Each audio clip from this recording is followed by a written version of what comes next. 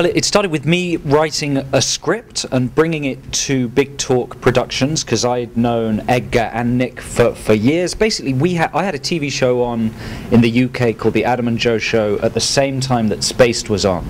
I'd be like your agent. I'd say the award-winning Adam and Joe Show. Yes, sir. So we were and we were both on the same channel. So Edgar and I met. We just met because we liked each other's stuff. In a DVD store, no less. Yeah, exactly. Buying DVDs. And then we became friends, and then through Edgar I got to know Nick and Simon, and then we started working on Ant-Man together. Edgar and I, we first started working on that in like 1998 or something ridiculous. Yeah, it's only like 2002 maybe. Oh really? Way before like 2002. There you go.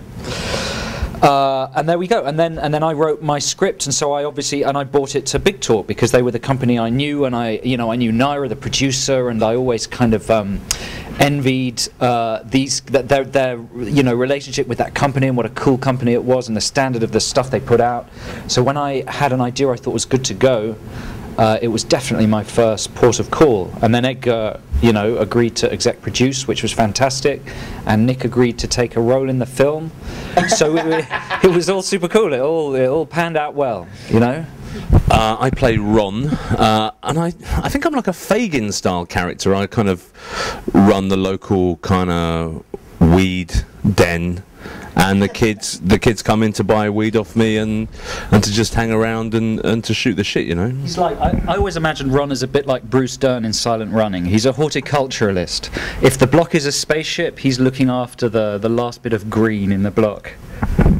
There it is. Little robots to help him. Yeah, and then I'll jettison one of them out, and then I used one of those little buggies to get to work every day as well, just as an aside. Well, I guess in a way, like my part in it was kind of like being a godfather.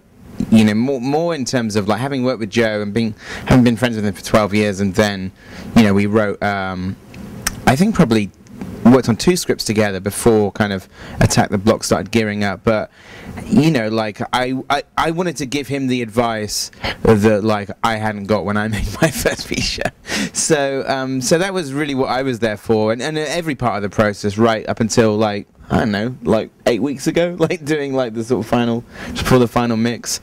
So I'd hope that like what my part in it was being sort of just shepherding the production along in ways of advice that only I could give to Joe, maybe. I've always loved alien movies. I've always loved aliens, basically. When I was a kid, I would go to the local library while my mum was studying, and and there was a big encyclopedia of UFO encounters, but it was filed in the reference section, not in the fiction section.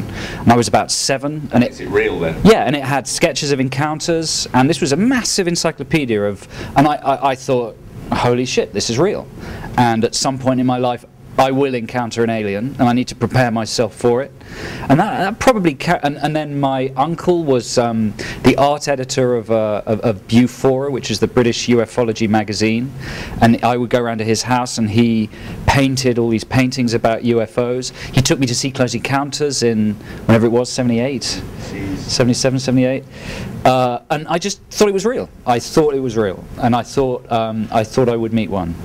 And and so that's where my love of Alien, and I love, when we were kids, I think, I'm a little older than these guys, but our generation, we grew up in an amazing time, basically, when Spielberg and Lucas were producing some of the best kids cinema. It's wrong even to call it kids cinema, because what they did seemed like this incredible fusion of adult cinema and kids cinema.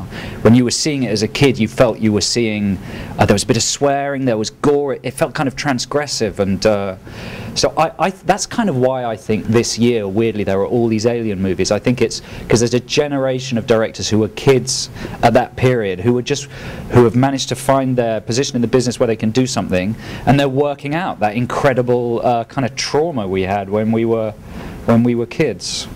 That's work, and Joe is the director, so whatever Joe wants, I'm there to help facilitate his vision, essentially. So, apart from during rehearsals and stuff, when I think Joe was very happy for me to look at the script and say, oh, what about this, or what about if Ron's a bit like this, and I was just happy. I was literally just happy to help, and I'm going to say I was very proud. I know it sounds a bit, you know, but I was. I've known Joe for a long time, and I've always loved his stuff. And to get an opportunity to watch him shoot his first film is a very special thing. I think you obviously, it's a stupid thing to say, but you only get one first film, and to have the opportunity to just stand and watch him take care of business was a great treat for me, you know. It was really exciting because it's something I've always wanted to do since I was a kid, so there was an element of wish fulfillment. We shot all at night for the first 5 weeks, and that kind of made it feel like after school fun, you know. Made it feel like I'd done my day's work, and it was, you know, like the kind of rubbish I'd get up to after I'd done my homework, you know what I mean? So yeah, I enjoyed it. I loved it. And yeah, whenever I felt it was stressful or tiring, I would just remember that this was something I've wanted to do since I was 13. So no, I loved it. And the other great thing were the kids, because this film has 8 total newcomers. One of the boys has a small part in Clint Eastwood's Hereafter, but the rest of them are total novices. And we wanted that rawness. And, you know, so I was a first-time director and they were first-time actors, so it did feel like an adventure for all of us. So it was good, and it was fun to have chases and explosions and set pieces, and, you know, we were trying to make a little high-concept, low-budget action movie, really. Yeah. I love the fact that one of the kids has been directed only by you and Clint Eastwood.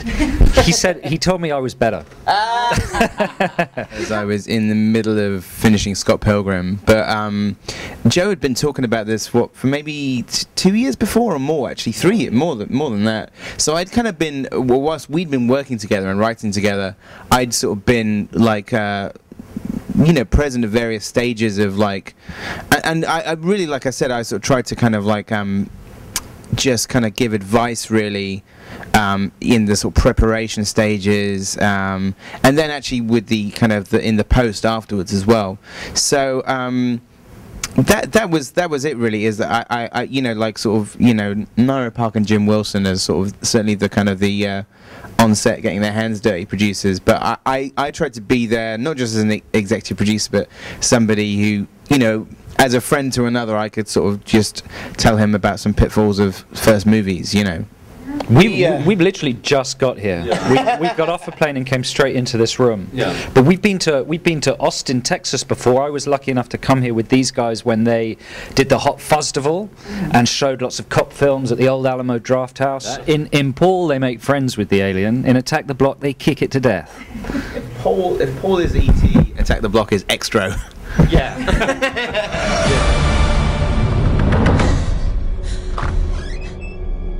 Wait, this is safe. Good luck.